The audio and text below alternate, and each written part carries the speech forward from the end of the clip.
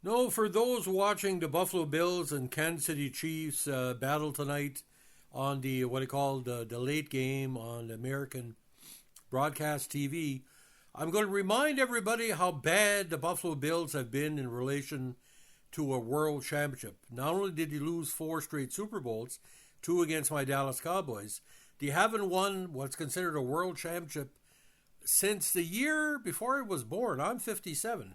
So today we have to give credit to maybe the best Buffalo Bills team of the last 70 years. That's saying a lot.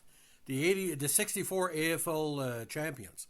Now the Buffalo Bills had won the Eastern Division that year with a 12-2 record and had a chance to host the title game at War Memorial Stadium in Buffalo. Now, the Bills had hosted the defending AFL champion San Diego Chargers of the Western Division. The two had met twice in the regular season. The Bills won both, most recently by 3 points in San Diego a month earlier on Thanksgiving Day. Hall of Fame wide receiver Lance Allworth of the Chargers was injured in the final regular season game, a left knee hyperextension, and did not play. That played a big factor because I think the only reason why the Bills won, they could hold back the Chargers' offense because Allworth, Bambi, wasn't there. The Chargers had lost three of their last four games at the end of the regular season at 8-5-1, and the Bills were slight favorites to win the crown at home. With Allward out, they became strong favorites. Now, this Boxing Day game, a very interesting contest, no doubt. 40,242 people in attendance. Now, the game was on ABC with Kurt Gowdy doing play-by-play, aided by Paul Christman. Now, San Diego opened the game with an 80-yard drive in four plays, but it was their only score as the Bills won 20-7 for the first league title. Combined with the next season, the Bills' consecutive AFL titles are the only two titles ever won by a major league team based in Buffalo, including the Sabres, ladies and gentlemen, who came close several times in the Stanley Cup. Now, one of the game's most iconic plays was once known as the hit heard round the world. Well, Bills linebacker Mike Stratton laid a particularly hard hit on Chargers running back Keith Lincoln that broke a rib and forced him out of the game midway through the first quarter. Lincoln had over 330 yards on offense in the previous year's title game and had already rushed for 47 yards, caught a pass for 11, and kicked an extra point as a reserve place kicker in the first 6.5 minutes. Without Lincoln and Allworth, the San Diego offensive attack was severely hindered. Now, Bills fullback Cookie Gilchrist rushed for 122 yards on 16 carries, while quarterback Jack Kemp completed 10 of 20 passes for 188 yards and scored a fourth-quarter touchdown on a sneak. Rookie kicker Pete Gogolak added 2 field goals in the first half.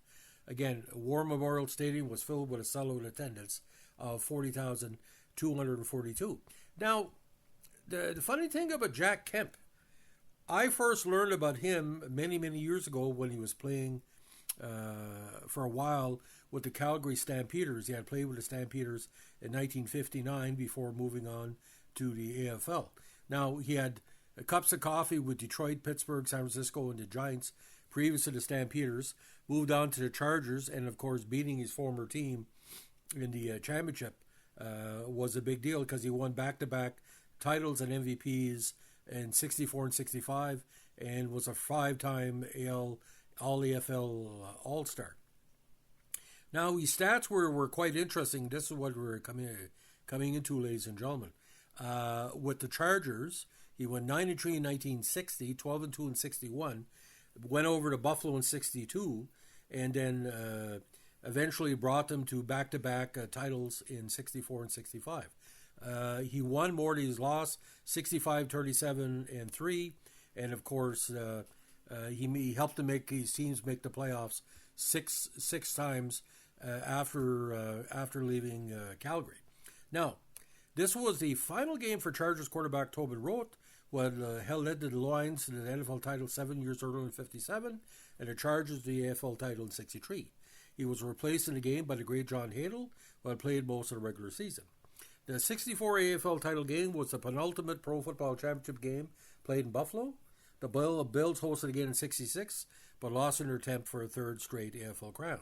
Held 6 days after completion of the 64 regular season, it was the only AFL title game not played on Sunday, as well as the final one televised in black and white. The NFL's title game was played the following day on Sunday, December 27th.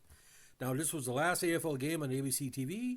Rights were sold in January 64 to NBC for $36 million over 5 years, beginning with the 65 campaign. This infusion of cash helped spur a bidding war for talent with the NFL, which eventually led to the AFL-NFL merger agreement in June 66. With the exception of the 66 Continental Football League Championship, the other CFL, ABC did not carry pro football again until after completion of the merger and the subsequent creation of Monday Night Football for the 1970 season, and were all a loss for it. Now, the winning Bills split their player shares for the title game 43 ways for only $2,668 each, while the Chargers split theirs into 44 shares of $1,738 each. These shares were about one-third of those for the NFL title game in 64 at $8,000 and $5,000 each. With a new TV deal with NBC, the player shares for the AFL title game nearly doubled in 65. So technically, you can might as well say this was the last of the former AFL, not to be confused with the later AFL. Now, you're saying to yourself, why don't more people talk about the Buffalo Bills of the AFL rather than beat a dead horse? Well, I'll put this in perspective. I was picking up my wife at a movie in Woodstock, New Brunswick. It was a kind of a showcase for the new Gladstone movie, and to see a Bills fan come out of the crowd, I had to basically give him the Catholic blessing, although I've abandoned the Catholic Church for a number of years. Now, I could understand being a Bills fan for the AFL years in the 60s, but to see the amount of different ways that the Bills have lost and continue to lose, this is not, like the Toronto Maple Leafs is not even a comparison. They're a little bit better than Toronto Maple Leafs on the losing side.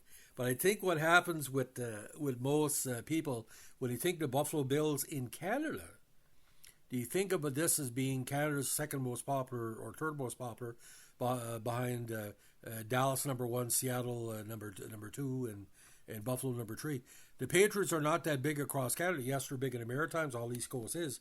But the farther you go west, it's either Dallas, Steelers are up there too, and 49ers, and at one point too,